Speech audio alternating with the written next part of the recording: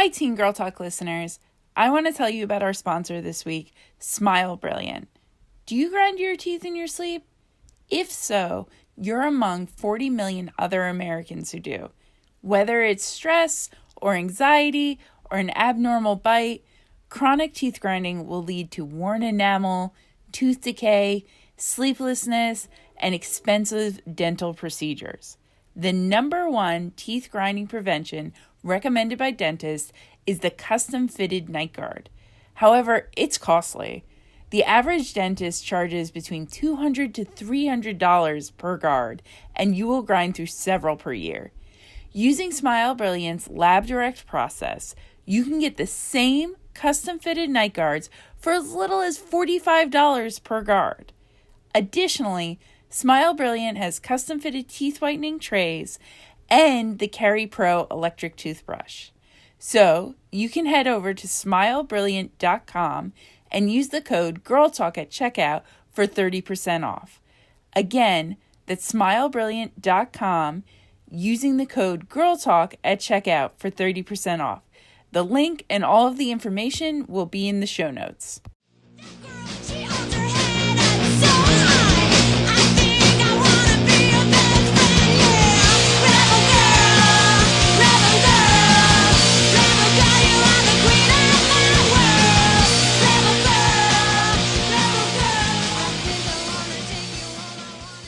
Welcome to Teen Girl Talk. Teen Girl Talk. I'm Susie Coda. I'm Parker Coda. And this week we are all together now. Based off of the book Sort of Like a Rock Star by Matthew Quick. Spoiler alert, I did not care for the book. Frank, you're giving away the extra credit. So Frank can totally feel free to expound on the book during this episode, but I'm going to read the book before we record our extra credit, and we will be able to do a deep dive then. I've really been liking us both reading the book because I feel like it's more of a, like, let's call it full picture of, okay, I'm just going to abandon that sentence. Not interested in that anymore. I like when we both read the book. Moving on. We have a little bit of housekeeping. We want to thank the podcast Off the Rails. Hosted by Justin and Tasia. They reached out to us from Singapore for like a little podcasting combo. We compared notes, and they're just starting out, but we are going to put the link in the show notes. So if you want to check it out, feel free. They are teens in high school in Singapore talking about teen stuff, which, as if you're listening to this podcast, I have to assume you like teen stuff. So have at it. And then we had 2 listener emails. So our first email is from Zoe. It's Shadow and Bone, ! All caps, plus Simon vs. News and fun facts. Hi, Frank and Susie. So I know it just came out on Friday, and book club month is coming to an end, and there's a lot to it. But Shadow and Bone on Netflix, excuse me, is incredible, and I highly recommend it. It's based on the Shadow and Bone series by Leigh Bardugo, and this season only covers the first book. It also ties in another series that takes place in the Grishaverse called Six of Crows, but the season serves as a sequel to the duology, and my friends say that while they like the latter series, there are more spoilers for Shadow and Bone, so just a heads up in case you do a full dive that I am currently submerged in. It's extremely well done in every aspect. It's extremely well done in every aspect, and Ben Barnes is always a plus. To follow up on another listener email, oh my gosh, I love this. Our listeners are like having a conversation through us. We are a conduit for great things. The Upside of Unrequited by Becky Albertalli is getting an adaptation. Unfortunately, Simon, Leah, Abby, and Nick will not appear in it since it's not being made by Disney/Fox, which holds the rights to all the Creekwood characters, but I'm excited to see what they do with it. On to the fun facts. Leah on the offbeat makes mention of Leah and Abby staying at Abby's cousin's girlfriend's dorm, which is a fun nod to Upside, and a left field fun fact, Star from The Hate U Give, which I also think would make a great episode, is Nick's cousin, and they've all hung out. Ooh, I love that. I didn't know that either. Okay, this is discovered in Love Creekwood. Becky and author Angie Thompson are best friends, so they decided the characters existed in the same universe. I hope you're having a good week. Love, Zoe. Ah, wonderful. I love a merged universe. And also, Frank and I discussed this before we started recording. We are going to extend book club month because I read Ninth House by Leigh Bardugo. Again, I will figure out that pronunciation before next week. And last month, and I loved it. And Netflix keeps being like, watch Shadow and Bone, and I'm like, okay. So, and we were just gonna kind of do like oldies but goodies next month, and I know no one's clamoring for like, Yeah. She's All That, unless you are, and then you can write us at realteengirltalk@gmail.com and tell us about it. Yeah. So our second email. Oh, and also thank you, Zoe, for communicating with other listeners. I love that, and I hope that continues to happen. So our next email is from Andrea. She said it's titled White Oleander. And she said, dang, Susie, way to take me back when you read those passages. I think my relationship with White Oleander was pretty similar to yours. I'm 36 and was the right age of teen for it at the time. And it was this really beautiful, distanced, melancholy tone that registered super strongly with my teen feelings. Capitalized, trademarked. I like that. I read that book so many times, and hearing those passages you read on the show really brought back that whole mood. I also love the movie. Like Frank was saying, it was definitely some foundational material for me. Thanks for doing this one. I can't believe I didn't suggest it long ago. I can't believe I didn't think to suggest it long ago. I should give it a reread next time I'm not bummed out enough, I guess. That's true. We'll do that.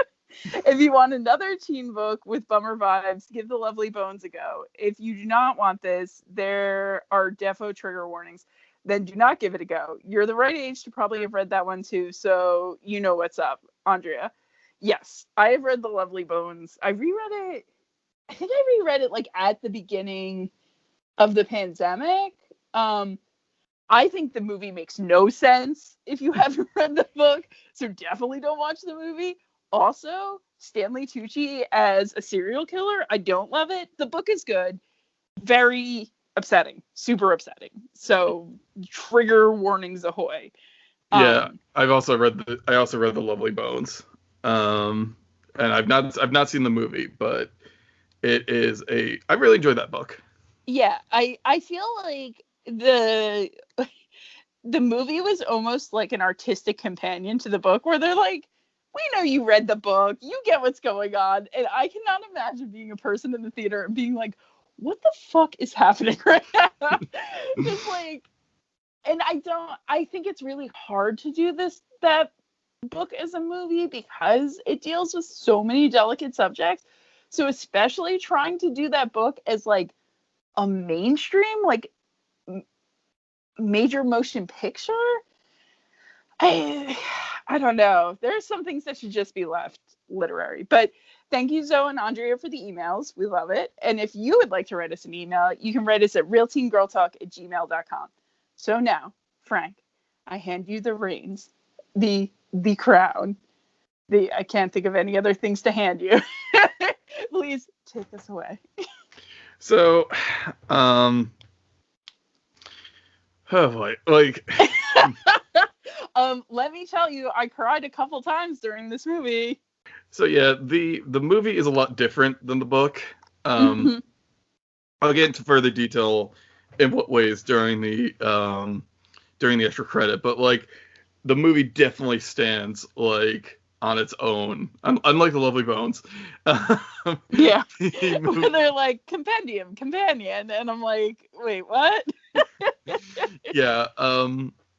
So our main character is Amber Appleton. Played. Reminds me of like a Sims name.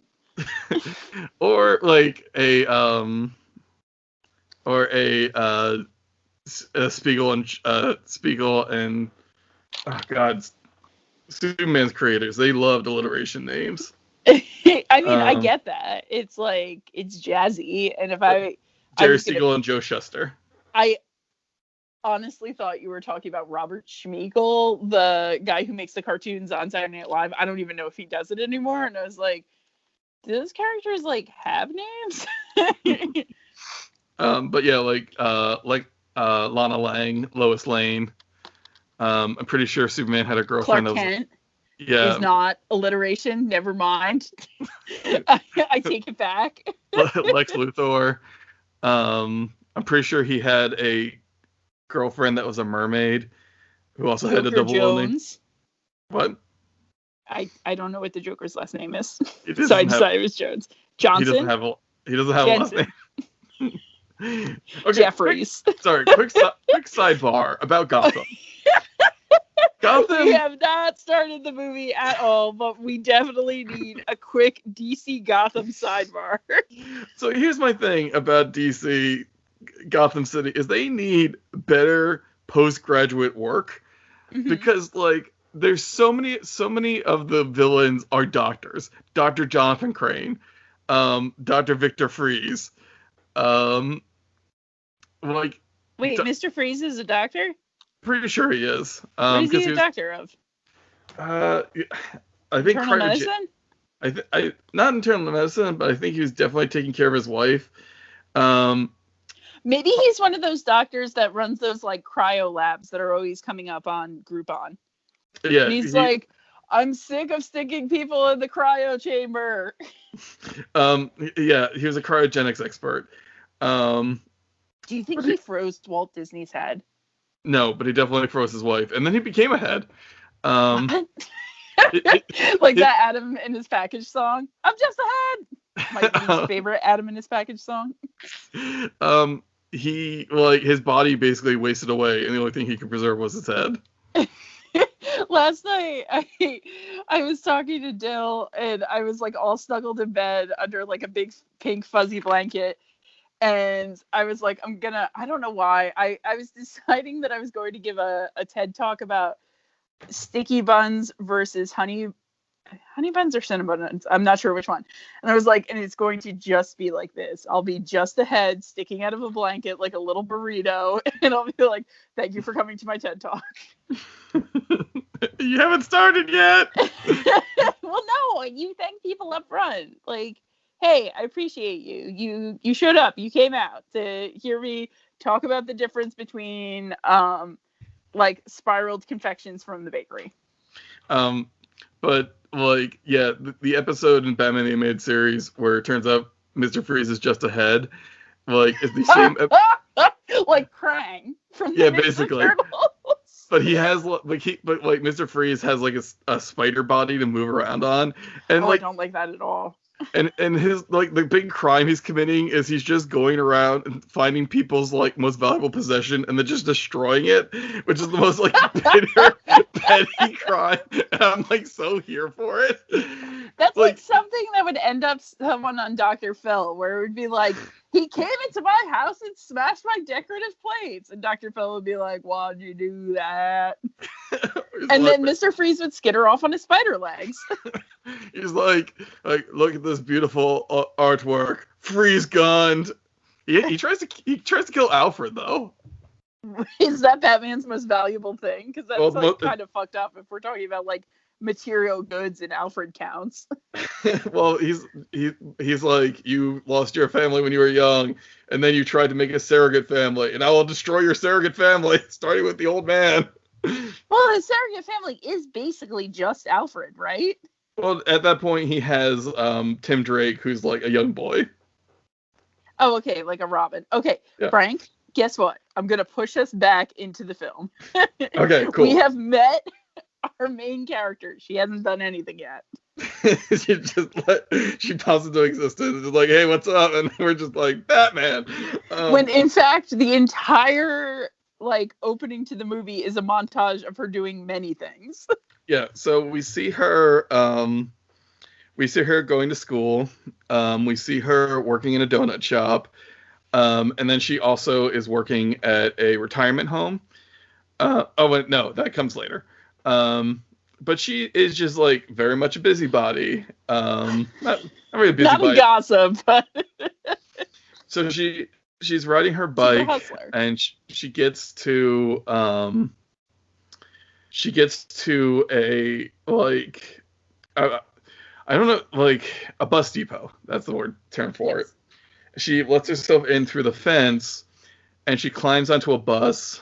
And she just She walks onto the interior of a bus. She does not climb onto the Yeah. top of a bus. and She also has a small dog in her backpack. yes, whose name is Big Boy Bobby. Bobby Big Boy. Or Triple B. yeah, Triple B. And I remember the thing she was doing beforehand. Is she teaches ESL to a group of Korean ladies known as the Korean Divas. I think that's just their performance name. I don't think they identify that way like every day. Excuse me. Well, that's just what they're called. And of course, like. Wait, that's how they're credited? They have speaking lines. No. Like, I'm just saying, like. Sorry, I was just agreeing. Yeah, that's how. It's how they're referred to mostly in the book. Oh, okay. And they do like a little singing with her at the end of class, and it's super cute. Okay, yeah. So and forgive us for this pronunciation. She's played by Alihe Carvalho, who played Moana in Moana. So oh my gosh, I could not figure out why she seems so familiar. Yeah. And I did not do any research. I'm the worst. Okay, and it also makes sense why she has such a beautiful singing voice. Yeah, she doesn't. In the book, like it's like her singing. I don't really think she sings that much. But I mean, like if you have the talent, like you gotta put it on display. Well, like really, it would just be such a waste, especially since like the singing scenes are some of, I would say, like the most moving scenes in the film. Yeah, it would be like having Fred Astaire play anything that's not him dancing nonstop. Well, wait, did he only do dancing roles? Pretty sure. Like, yeah. Okay. But I mean, like I said, if you had him, why not? No, it's true. I just imagine like him in a film where the whole thing is like he has to keep dancing or like the world will blow up or something. They're like, we're so running out of ways to like make him dance nonstop. They were like, this is it? This is the best you came up with? You think of something. But there's a whole like Jon Stewart monologue where he's talking about Deflategate, and he's like, if you look up talent in the dictionary, you know what you find? Picture of Fred Astaire. The man moved like an angel. But are we supposed to assume he's going to say Tom Brady? Yeah, he was talking about Tom Brady. Oh, I thought I almost said Ted Bundy, and I was like, no, that's not right. And he says like, Tom, if you think that I would not be, getting on your case about this if you were dressed in a jersey from my home team, the New York Giants, you were correct. But anyway, so yeah, we see her perform with the Korean Divas, and that's Father Chi, the priest in that scene. He has a much larger role in the book. Like Amber is much more like a devoted Christian than she is in this movie. I was gonna say, because I feel like we see him that one time, and that's kind of it.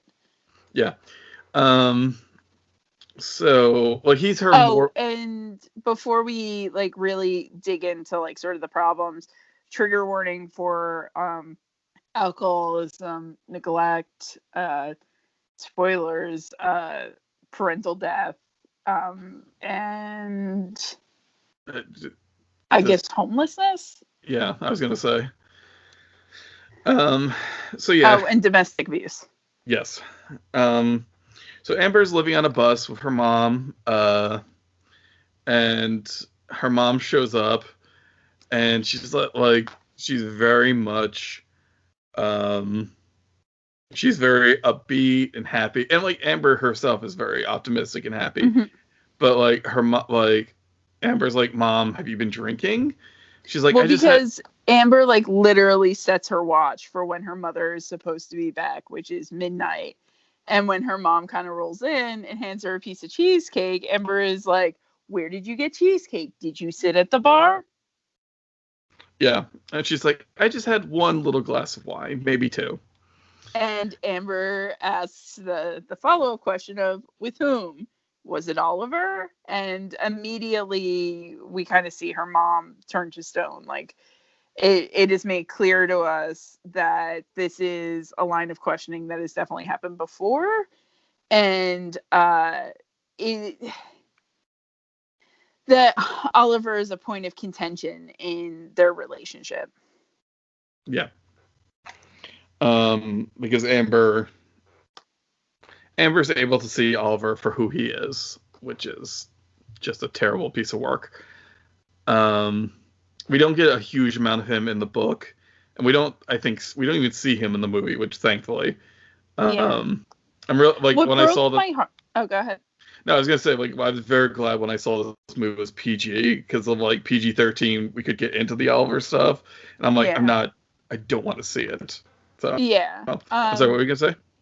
What really broke my heart is like when her mom starts sulking, and then it, she has made it clear that she does not believe that cheesecake is a dinner, and her mom is like, "Oh, but it's great." And um when she starts eating the cheesecake, she says to her mom like, "Oh, this is like the it's illustrated in this scene that Amber um is so used to this sort of like push and pull of, I'm upset, her mother sulks, and then since she is the parentified child, she immediately has to rectify the situation, and it becomes her job to soothe and sort of right the keel of everything. And it really is heartbreaking because, you know, Amber is working so hard to keep her mother's secret. Her mother is being very stubborn. There's a mention that at some point that they were staying in a shelter, but her mom refuses to go back to the shelter because she doesn't want anyone to question her mother in.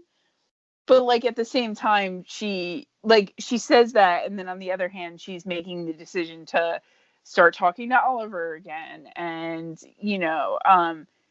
shut Amber out of the decision making, which is unfortunate because Amber is working just as diligently to get them into an apartment. Like, she doesn't have a cell phone. She's working all the time. She has to connive ways to shower. And even watching it, it made me realize how much I take for granted every day. Like, the series of lies she has to tell to navigate around the situation that her mother has kind of, I'm not saying her mom put them in that situation, but she refuses to see other options other than getting back together with Oliver, which is hard. It's really difficult to watch. Yeah, there's a great line in On Writing by Stephen King where he talks about his own addiction, where he says like, I was charming because that's what alcoholics are. I bargained because that's what alcoholics do. And like you could just see it in her mom's name is Becky, and you just see it in Becky. And the actress that plays Becky does such a great job, because I think with a role like this where the mood swings are so severe, where it does jump from, bubbly and charming immediately to kind of like defensive and blaming, if an actor had like leaned too hard into sort of like the bitterness or the accusations, it would be too much. But I feel like she keeps it on a really even, believable keel where, when she does start sulking, it feels so real because it's pathological. Like, it's a pathology. Like, yes, I messed up, but like, why are you bringing it up? And I don't want to, that's not what I want to talk about now. Like, I want you to just be happy about the cheesecake and we go to bed. Yeah. Yeah. So we were like not even 5 minutes into the movie. Yeah. Sorry about the Batman. But I mean, I feel like this first scene is so much stage setting for the rest of the film. Yeah, because we're not like, honestly, the mom in certain ways disappears through the film, and not like in other movies we've seen where it seems like the movie just forgot about her. Yeah. It's like that she's just gone because that's just what she's doing. Like, you know. And I can't imagine the kind of stress that puts on Amber, where her mother has a phone, her mother has contact with the outside world, but Amber does not.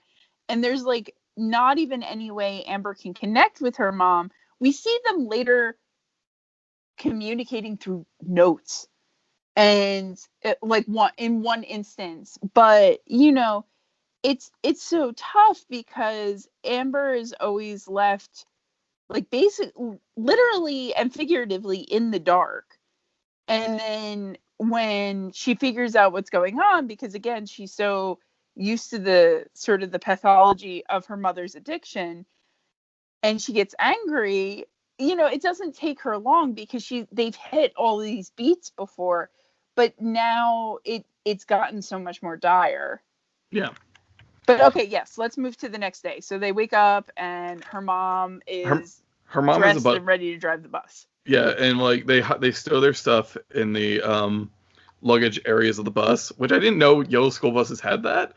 Like, I didn't either, honestly. And we see Amber's other job, which is she goes to the donut shop, and then she stops at the retirement home to hand people donuts.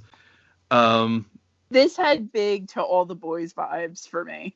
Yeah, and there's one retirement home person she hangs out with in general named Joan, and Joan thinks, you know, Joan's one of those like, I think you're annoying, but like, don't you ever leave me kind of people.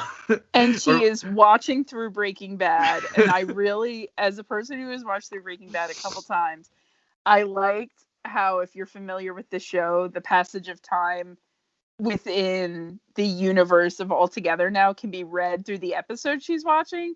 Because when we first meet her, she's watching the episode in the first season with Tuco out in the desert, and then later we'll see her and she's watching the iconic scene where Walter White throws an sliced up pizza onto the roof of the garage. These are not spoilers. Just a quick interjection. I feel so bad for the people who live in the White's house, because like they had to put up a fence because people kept coming onto their property and throwing pizzas on the roof. That sucks. They're like, I can't even eat it. It's on the roof. Like somebody, like this one guy was like, I showed up with like 5 pizzas to throw in the roof, and like they wouldn't even let us do it. I'm like, motherfucker, that's private property. That's their house, and it never rains. It's New Mexico. Anyway, so like, you know, Amber's like, I guess I'll eat this donut by myself, and she's like, no, I eat the donut, and I am the danger. And it's like, whoa, Joan, hey. She also asks to borrow Joan's shower, and Joan's like, whatever, I'm gonna make you cry someday. She does not say it like that. I mean, she kind of does. But so, she isn't just like, go shower, I will taste your tears. She's just like, I'm going to keep watching Breaking Bad, go away. We cut to Nora's house. And Nora's son, Ricky, yes. Mm-hmm. Nora is played by Donna. Don't know where I got Nora from. Nora Freeze. Because of course, we are still talking about Batman. Mr. Freeze in particular. Donna is played by Judy Reyes, who she looks so familiar. Because, well, for me, she played Carla on the show Scrubs. That's totally yes. And here's the thing: in the book, she's a lawyer. In this, she's a nurse. I wonder why they did that. One part of me is just wondering if it's done for like convenience, like, or for just like plot stuff, where it's just like, well, a successful lawyer would be able to handle more things than Donna can. You mean like legally?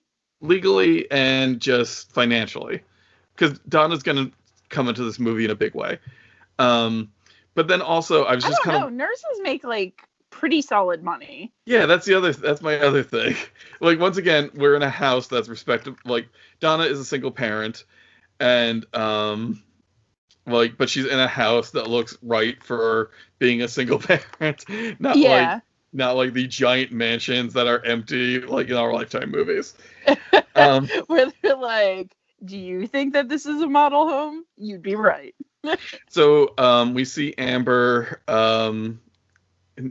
taking a little makeup from Donna, and like Ricky, like Donna gives her a sandwich, which she gives to Ty, who picks them up for school. Well, we watch her making breakfast sandwiches, and then she wraps one.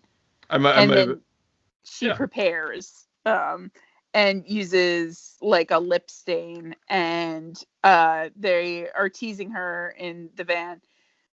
She has two other friends that I do not remember the name of, and I definitely don't remember the name of Fred Armisen's character. But, one of them is named Ty, one of them is named Chad, and the other the girl's named Joan. Okay, so Ty is the one that is Amber's love interest, and he's the one who drives them to school. So she justifies her making him a sandwich every day because he is the only one who has access to a car, and he has to wake up earlier than all of them to drive them in the car. But we know it's because she has a crush on them. Yeah. So here's the thing. In the book, Joan's a dude. Okay. And in the book, they're called the Franks Freak Force Federation. Okay, is Frank Fred Armisen? Yes, he's Mr. Franks. Okay. Right. Okay. And in both the book and the movie, Ricky is autistic, and he, like, in the movie, he loves to make Amber laugh with puns. Mm-hmm. But he also does miss some social cues. Like in the van, he's just like, well, I think Amber makes Ty the sandwich because she has a crush on him. And then the entire van goes silent as they all sit there with that truth. I mean, it's great. But Ricky is wonderful. Like, yeah, he's a very, very him and his mother are, I would say, like, the two dependable, like Mr. Franks and the other two friends, Ty and Joan. No, not Ty. Jordan and Joan. Jordan and Joan. I mean, they're solid. We just don't see as much of them. And Ty is very patient and very supportive. But like when it comes down to like comfort and like trustworthiness, it is clear that Amber is most comfortable with Ricky and his mom. Yeah, actually, I think it might be Chad. I think Jordan's the guy in the donut shop. I'm gonna IMDb this so I can actually see people's faces. Okay.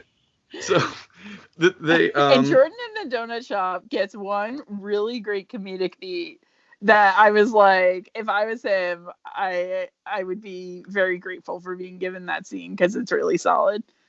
Okay, so we get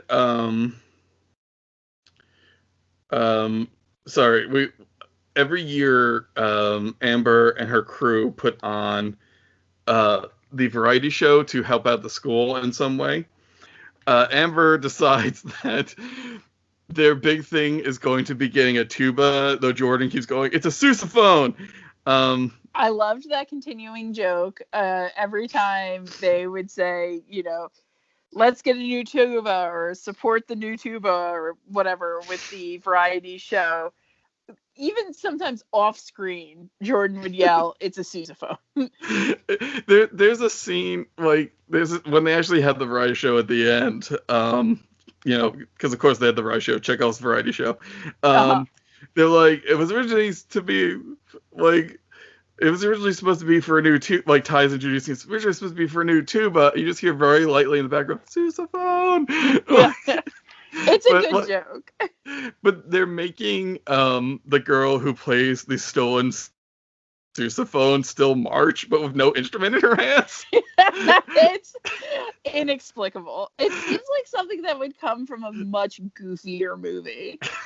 Like, the themes in this movie are so serious and so heavy, and then they sort of break just for these little silly goofy bits. Well, I feel like that's the big strength of this movie is it's just we are going to talk about how hard this is, and we're going to show you how hard this is. But we are always going to, it's what I always say about Pixar is great because it's not just, they can do sadness, but they can also take you to, the opposite end and just so right, And that, and that's what life is. It's not all just our mom once said to me, life is, you can't be sad all the time. Sometimes you have to laugh, otherwise you're just exhausted. Yeah. And then she's like, that's why you get silly when you get tired, because you're just I got nothing left. I'm so everything else is drained from me. The only thing that's left is laughter. Yeah, I mean, it's like being punch drunk. Yeah. So, their teacher is Mr. Franks, played by Fred Armisen. Not a whole lot happens at the school, honestly. We don't have any bullies. We don't have any, real antagonists, except for money. It really made me think about how many of the other movies we watch are so focused around, social and romantic and interpersonal relationships, and once the basics, sort of the hierarchy of needs, that the base of it is removed for Amber, she does not. I sort of, and I'm glad they didn't bother to go into this, but I sort of wondered too about, homework. When would she even begin to do homework? She clearly does not have a big social life outside of school, because there's no time, there's no resources. This next day, we see her in school, and Ty approaches her in the hallway and says, hey, I keep trying to text you, and it says undeliverable. And, we see Amber be required almost immediately to come up with a reason why that is happening, because, how many teenagers at that high school in the supposed socioeconomic kind of strata that they're in don't have a cell phone? So she says, I'm the only teen without a cell phone. How original is that? Ha. And Ty's like, yeah, but I want to talk to you. So clearly Ty is also interested in her, but because she is dealing with these basic needs, she can't even, she can't give that a lot of air, because she needs to figure out where she's going to shower, where she's going to eat, how she's going to get to work, and on top of that, worry about her mother and her mother's safety, and is her mother drinking again? So she is scattered all over the place, and we'll sort of run into this later, where she's telling Ty in particular, you cannot possibly imagine what life is like for me. Yeah. And I mean, truly, how could he? Because things that he has always had or possibly takes for granted are things that Amber has not been able to depend on in months, maybe years. Yeah. So I do, I know, I do want to point out that, what this movie reminds me of? What? Lilo and Stitch. Oh, okay. I've never seen it, so you are going to have to expound because I'm sure almost everyone listening has seen it. So So somebody on Tumblr brought up a good point that David Kawana from Lilo and Stitch is the best Disney prince. Mainly for the fact that the plot of the movie is this young woman has to take care of her little sister who is a handful because their parents are both gone. And she's constantly I need to work and take care of my kid, take care of this kid, and also put food, have food on the table. And David's just hey, I like you. And she's like, David, I do not have time for this right now. And he's like, You know what? That's fine. Understandable. I'm going to keep being here and being supportive of you with no thought of any, ever getting a recompense or anything. I'm just here for you. And it's just that's why he's the best. I mean, that makes sense to me. But that's also that was also the big feelings I was getting from this movie. Yeah, because there was on Tumblr again, and I wish I knew who had written this text post, but it's boyfriends in horror movies will always be like, your mom died yesterday and you've just been really distant. So I feel like we get that a lot where in films, especially, someone will kind of be like, you're being a little bit of a bummer right now. And Amber's armor, so for the sake of time, because we're talking more about topics than plot points, it all begins to escalate. I just kind of want to get us to the next sort of the next let's act. call it.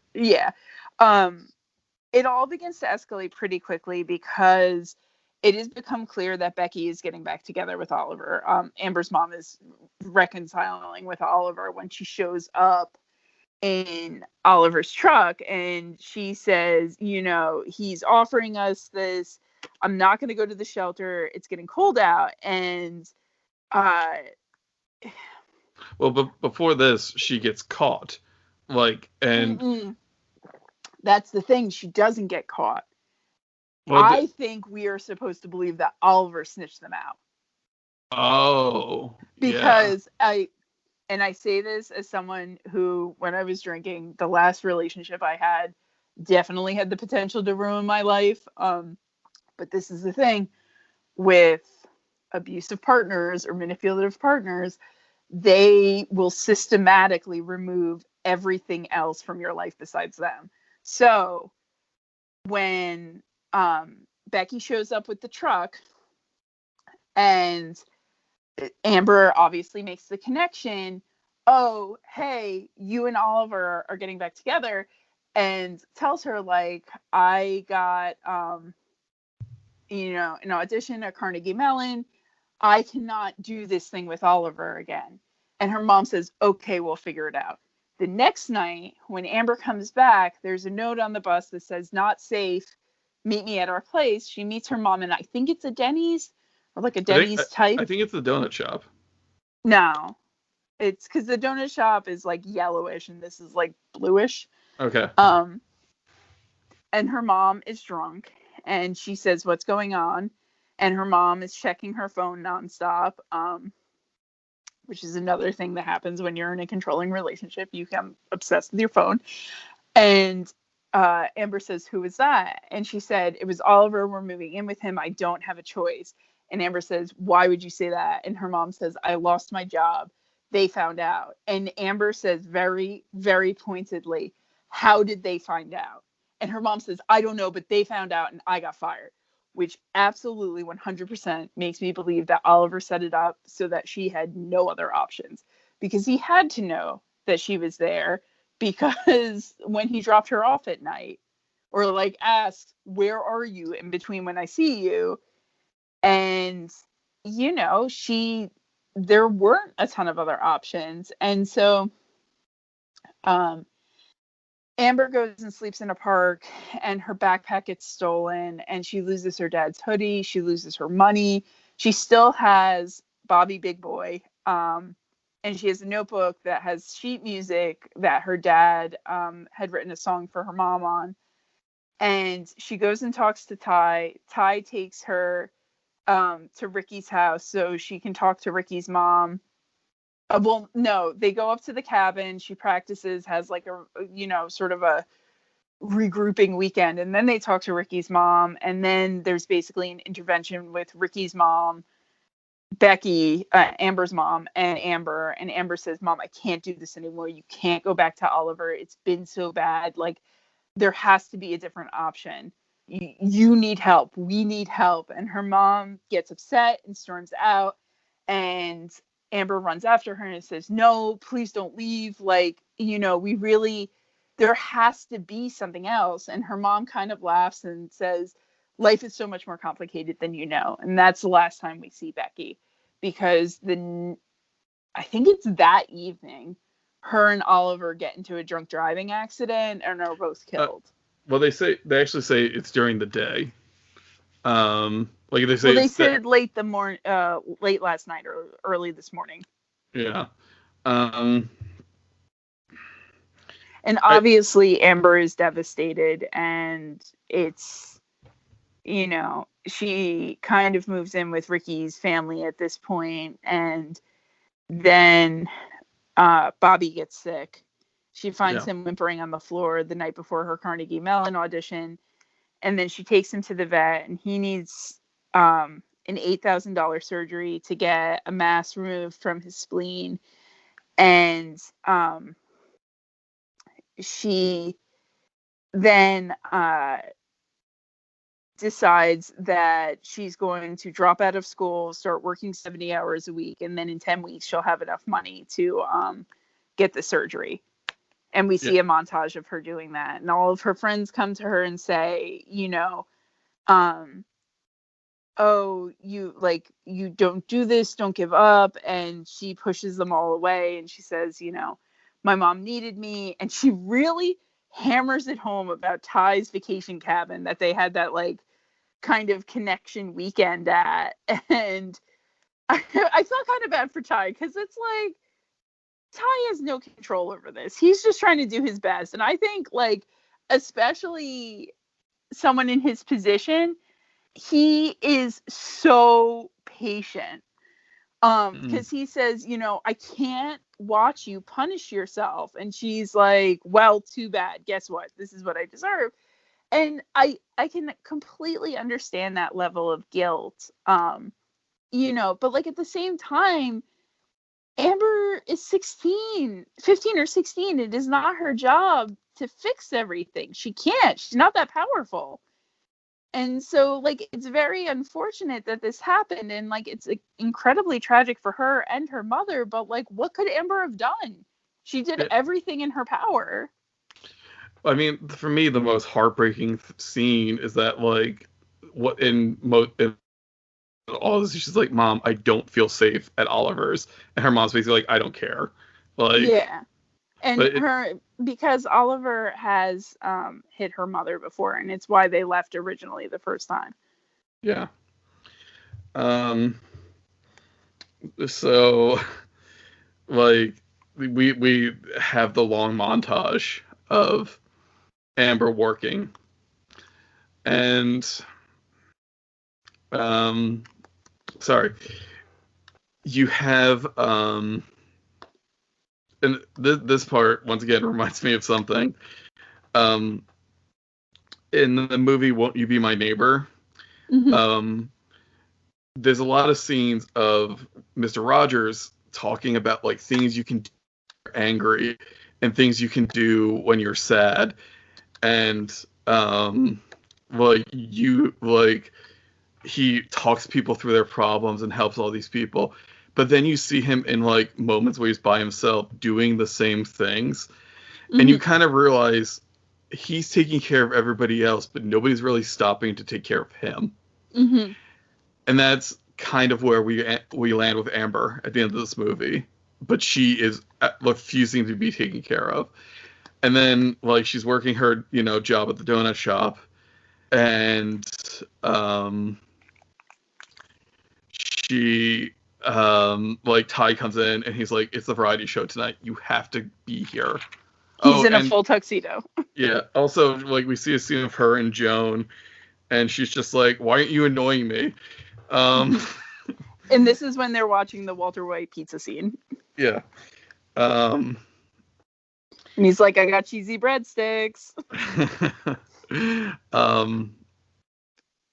So, like, and this is where, like, the donut shop guy, I can't find his name.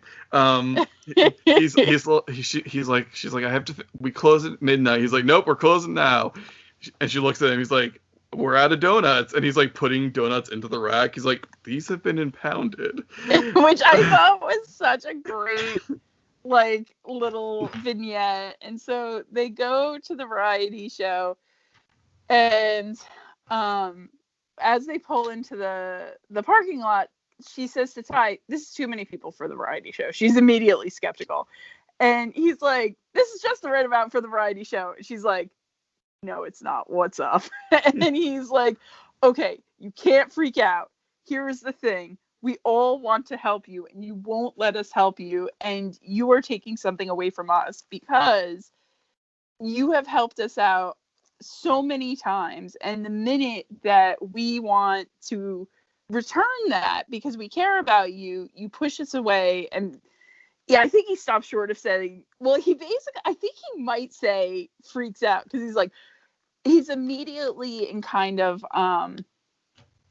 like I almost said disaster preparedness, and that's not it. Like, he's trying to sort of temper the freak out, where he's like, okay, like, I know you are not going to be happy with this, but here is the thing, like, we want to give back to you. And she's kind of like, I don't want to do this. Why would you do this? And he said, think about it like a gift. You're letting us help you. So she agrees to go into the variety show. We see Jordan dancing a tango with a mannequin. Ricky delivers some really great puns about dogs, because this is now a fundraiser for Bobby Big Boy. And who is in attendance. Yes, and looking very, very cute. With Donna. And honestly, like, if I saw that little dog, I'd be like, take all my money, little dog. They've set the goal at $8,000. They had already raised $2,000. Ty is the MC, and he says, please tweet and Instagram and get the word out. And as the show goes on, it goes up to $6,000. I think like $6,300. And they're like, oh, we need to keep going. And so then at the very end, I got interrupted. So I interrupted myself. I didn't get interrupted. Ricky says all these dog puns about how Amber is his best friend.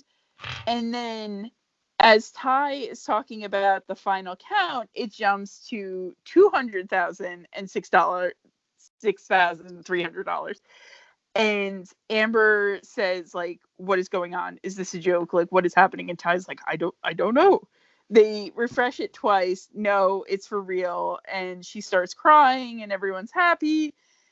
And then I'm crying. And then we flash forward to she's talking to Joan, and obviously in better spirits, and Joan hands her a present.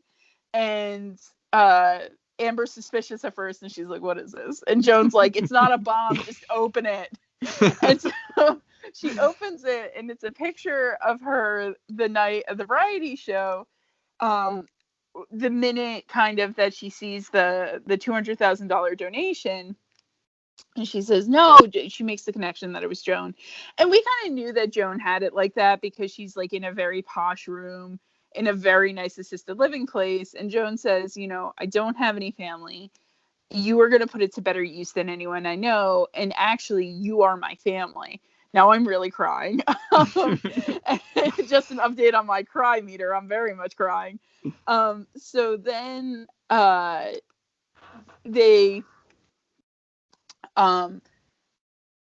we see her getting ready to go to Carnegie Mellon.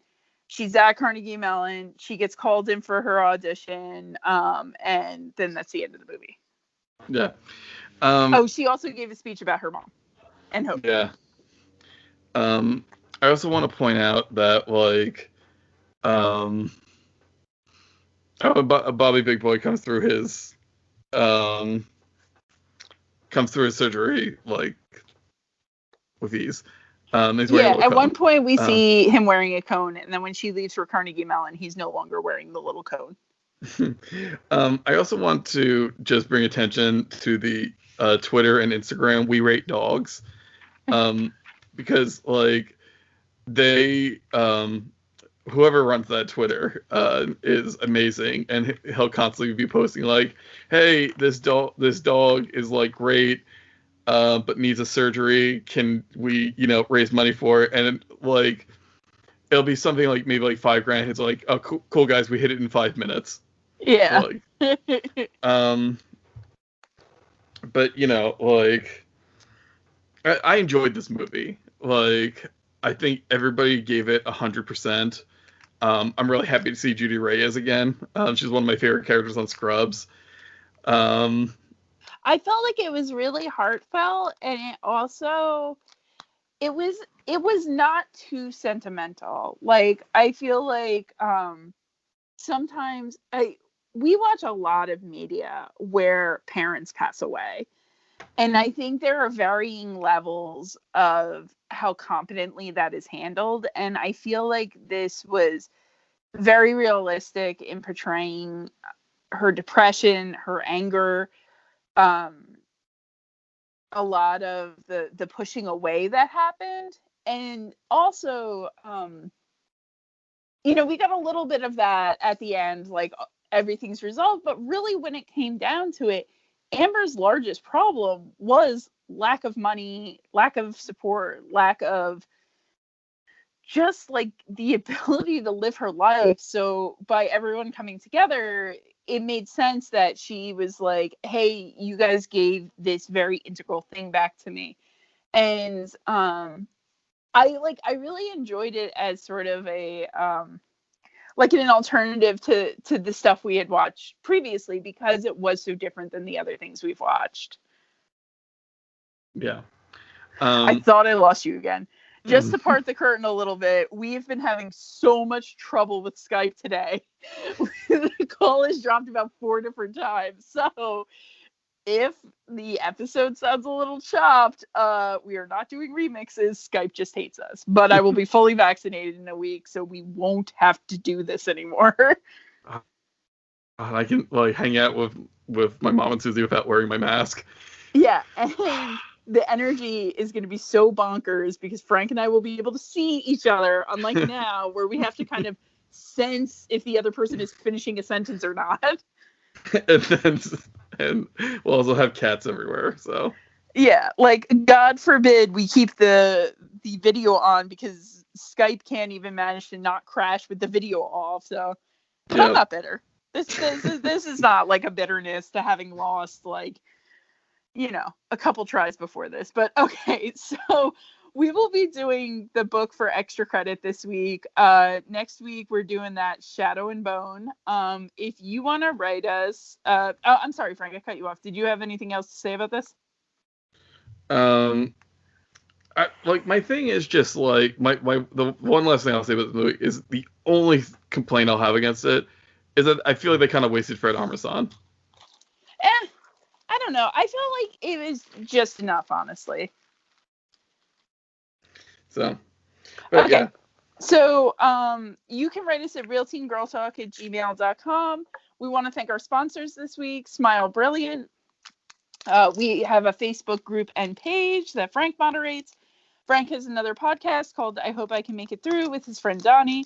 They are watching Degrassi. They are in season 6. Yep. And until next week, I am Susie Coda. I'm Frank Coda. Team Coda. Team Coda.